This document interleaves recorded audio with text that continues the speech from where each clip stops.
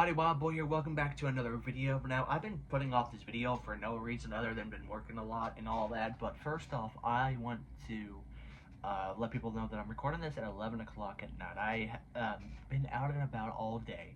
I had therapy at 10 o'clock this morning. I had to go down to the stupid Social Security office, and then we had to kill some time before I had to go to work. And then I got to work a half an hour early. Then I worked 3 to 8:30. I didn't get home till about after 9, so I'm almost out of the house for 12 hours today. But beside that, I wanted to give some updates that's not me in some sort of that makes sense, but that will affect me in the future, and then the people in the Fort Smith area and everything like that. Now, first off, I wanted to say that Fort Smith's pretty much only concert venue, Temple Live, has shut down their doors for good.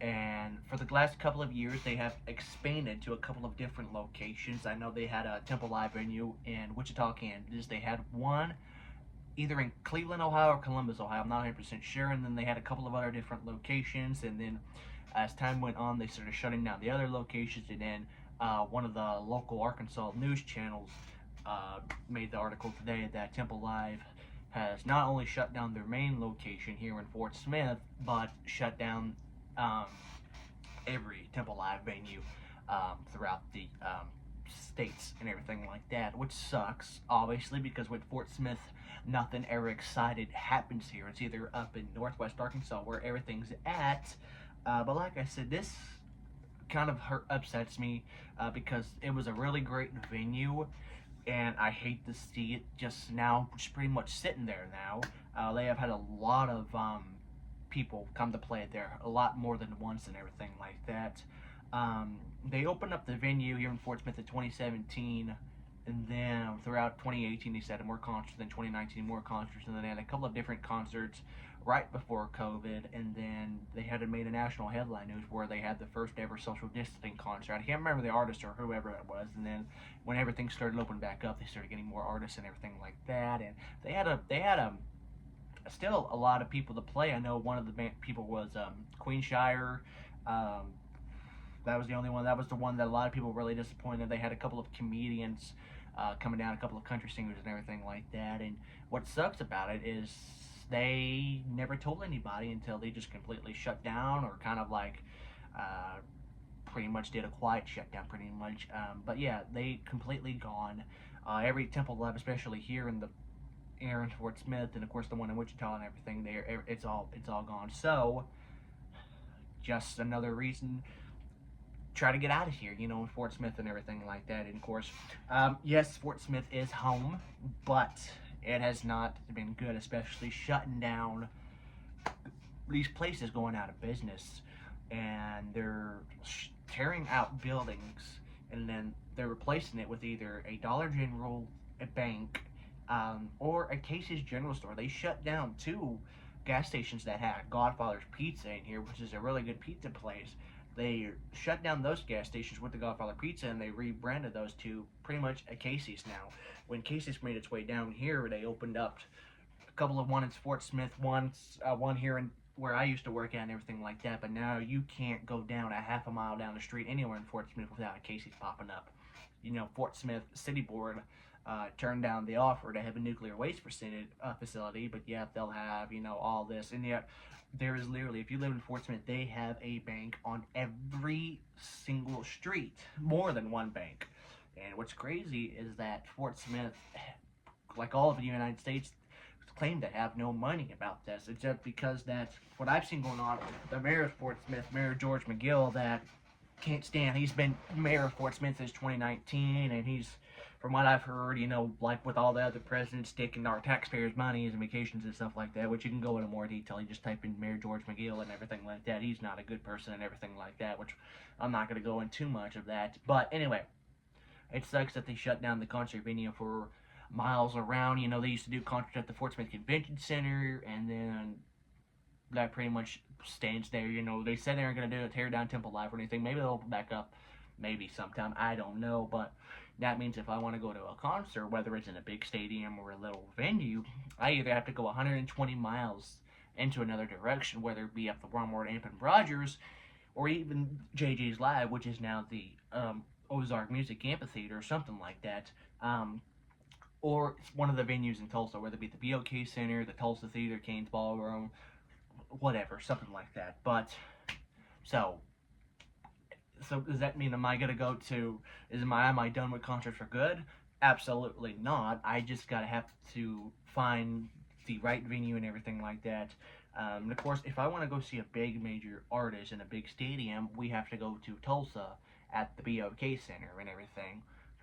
They do have pretty big names for the Walmart Amp, but that is an outdoor music amphitheater, and they usually do shows from there from late April to pretty much early October, and then they're done until the next summer and everything like that. But yeah, but anyway, like that. So hopefully, maybe they'll have more people. Like I said, the JJ's Live or whatever it's called, Ozark Music Amphitheater or something like that, still in the same venue. And a lot of people who have played Temple Live there in Fort Smith has gone to other Temple Lives. Whether it's the Wichita location or Cleveland location. Usually, a year or two later, they'll go up to um, the Fayetteville venue, not the Walmart Amp, but the one in Fayetteville. Of course, I saw Steel Panther both at Temple Live and JJ's Live. Of course, I saw many other artists at Temple Live more than once. I was supposed to see the country band Montgomery Gentry right after Tor Gentry died when he announced the tour and everything. They were supposed to make a stop at Temple Live in June of 2018, and then a couple of days before the concert, it got postponed. They said they were going to get scheduled to a later date, and no later date has ever been shown. It's been about 7 years, and then Buck Cherry was scheduled for April of 2019 and luckily got pushed back, rescheduled to September 2019, which that was the first concert I ever seen, which is funny because the first show I saw at Temple Live was Buck Cherry, and the last show I saw was Buck Cherry. And then I took my brother to see Skillet there at Temple Live. It was a sold out. Obviously, it sold pretty fast, and that was like I think less than a week before the world completely shut down and everything like that. And then in summer 2021, I saw Buck Cherry again. I saw Steel Panther in March of 2022 when they came to Fort Smith. First and only time right now. And then I took my brother as a graduation gift to see Fozzy, which is the band Chris Jericho's in and everything like that. And after that, I had 3 concerts in a row: Nickelback at the Walmart Amp, Steel Panther at JJ's Live, and Buck Cherry again at the Temple Live. And that was the last concert I saw at Temple Live, which was 2 years ago. And usually they bring a lot of the people more than once. Like I said, Buck Cherry's performed there 3 times. They have this guy, country singer named Frank Foster, who's this country guy, but yet he sounds like Eddie Vedder from Pearl Jam or something like that. And then a lot of people came, like Skillet was only there one time. Steel Panther, because obviously it sold out fast. Steel Panther was there at Temple Live, but not a lot of people were at that Steel Panther show. And the same thing with Fayetteville and everything like that. But it sucks that they shut down the venue. And like I said, if I wanted to go see a concert, I have to go 120 miles into completely different directions, whether it's Fayetteville, Rogers, or even Tulsa, or even maybe Oklahoma City, but I'm not 100% sure about that. But it sucks, but life goes on. But also, I'm going to talk about this into another video sometime this week. I'm not 100% sure. But I already you're going to have more videos like this in the future and everything before January, obviously. But they finally announced dates for Northwest Arkansas Comic-Con 2026 in Rogers, Arkansas, Rogers Convention Center, where they have the convention center and the Embassy Suites again, and everything. As you all know, 2025 Northwest Arkansas Comic-Con did not happen. Though they had everything planned out, the floor, showroom floor, Q&A schedule, photo op schedules. Every guest was there, supposed to be, and then 3 days before the Comic-Con happened, they just said, hey, we're going to go ahead and cancel because not only the weather's going to be bad here in Arkansas, but nobody can get here, whether they're from Dallas, and at the time California had that big forest fire that destroyed several homes and everything like that. So it was, of course, I was obviously disappointed because that would have been the first Comic-Con in almost a year to go to. And it was a really great lineup. Like, I know Carrie Payton was there, Maurice LaMarche was there, Leah Clark Toga from My Hero Academia. Those were the main 3 I was going to meet. And of course, you had a couple of wrestlers, JBL, Ron Simmons, and the guys from Death Note and everything like that. It was a really good lineup. And just a few days before that, they're like, and plus, Dante Bosco was going to be there, Johnny on Bus was going to be there, and it sucks but at the same time, it was probably for the best because it wasn't the thing was with that, the weekend of Comic Con, it was nice here. It was just the days that everybody was supposed to get up to Rogers because Fayetteville has a bigger airport and they go from different directions. So, and a lot of flights uh, are from Dallas. And I guess at that time, Dallas was covered in snow and they canceled the LA flights over and over again, and then it was making its way up here, and then with California being on fire and everything like that, it was probably for, the best thing. But also that same weekend, one of my good friends who's an MC for VXV events was supposed to do a show, Comic Con in South Carolina, but that convention went on. They still did that. A lot of people didn't go, but he wasn't able to go because, like I said, they live in Missouri and everything, and his friend, who's done a lot of conventions with him for their VXV, was supposed to be the MC for 2025. So I don't know, but luckily they're having Central Carolina Comic Con, but for VXV events the weekend before the Rogers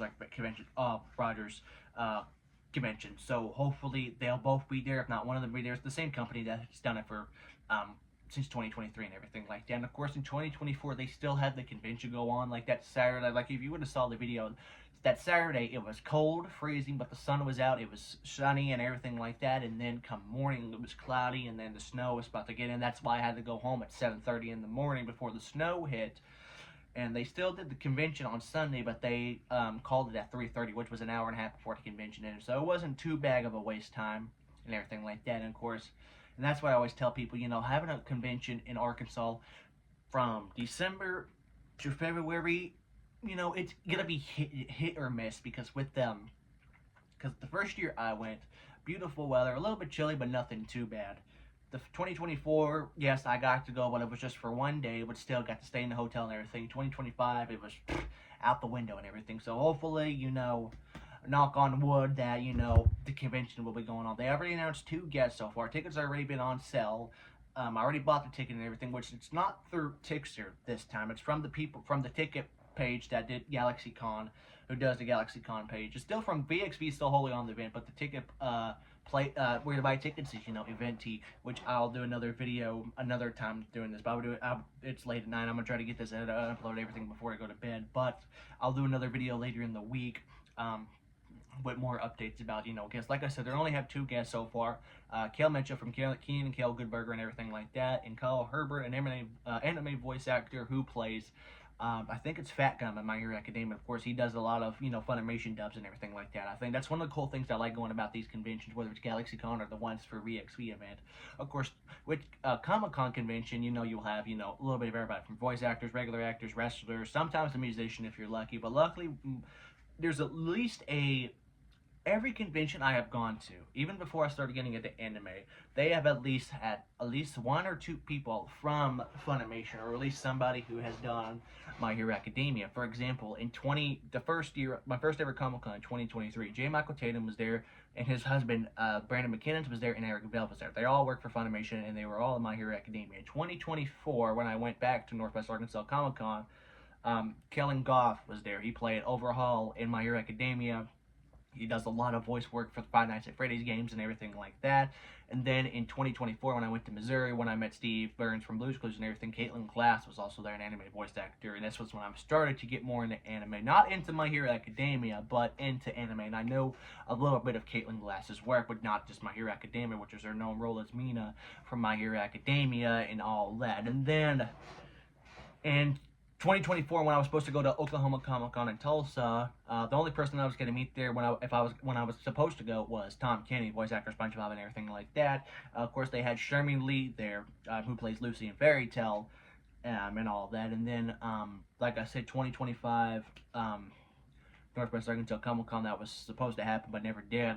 Leah Clark, who played Toga, and of course I know her from a lot of stuff, whether it's from Toga from My Hero Academia, Ozia from Season 4 of High School DxD, Baka and Tez, just named a few and everything like that. But luckily, one of the first guests they have announced was Kyle Herbert, who plays Fat Gum in My Hero Academia. So, like I said, it's only September 9th, and October, November, December. They still got 4 months, a little over 4 months before the convention hopefully goes on, and hopefully they'll have at least another person from Funimation or My Hero Academia. Of course, I already met the people that I want to meet when I went to GalaxyCon with Monica Rial, Jamie Markey, Justin Browner. I would like to meet a lot more voice actors, because like I said, voice actors are my favorite people to meet at conventions.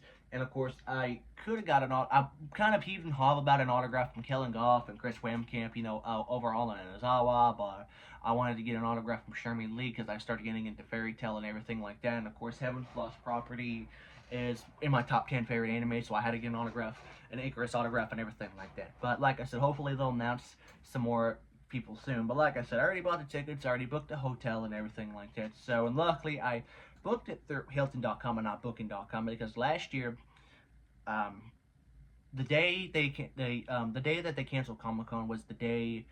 The day after I could have had free cancellation, and if I would have canceled it, it would have been $200. But luckily, my dad does a lot of stuff, hotel book stuff through Booking and everything like that, and they were able to get in touch and everything to where I didn't have to do had to pay for any cancellation. So thankfully for that.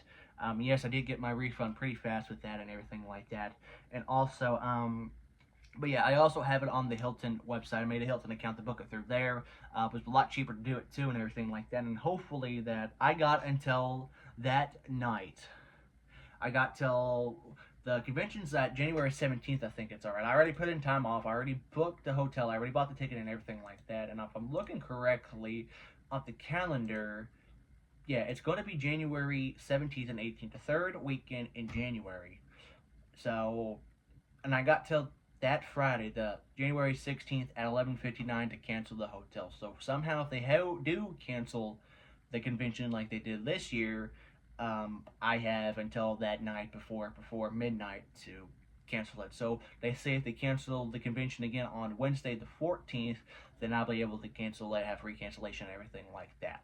But hopefully, knock on wood, this convention is a go. And if for some reason, if they cancel it from ending it early in 2024 to cancel it in 2025, and if they cancel it, if it gets canceled again in 2026, I would just, be done. I don't want it to be done because, like I said, this is the closest big convention I go to. I never gone to the Fort Smith Comic Con because Fan of Events is a shitty company and everything like that. But luckily, I read somewhere that Fan of Events is parted ways with Fort Smith Comic Con, and they're doing 3-day weekends, and they said supposed to have bigger names. So we'll see. They'll have more. Because I know with the Fort Smith Comic Con this year, they're supposed to have like 7 guests, and 2 of them canceled. And they're like, hey, since we're only a few days for Comic Con, we're not going to book anything else. But yet, people who run VXV events, if somebody cancels the day or 2 days before their Comic Con, they'll literally bring somebody in the last minute. They're like, hey, this person canceled, but stick around for another couple. We'll announce this person, another person in a couple hours. So, anyway, but yeah, there's also another convention in Fort Smith happening in November. Fort River Valley Comic Con. They have announced a couple of different people. I don't know who they are, so I'm kind of debating to go for that, and I may go to Fort Smith Comic Con next year because it's not from Fan of Events, and they did not screw me over and everything like that. We'll just have to wait and see. That's not till, I think, June or July.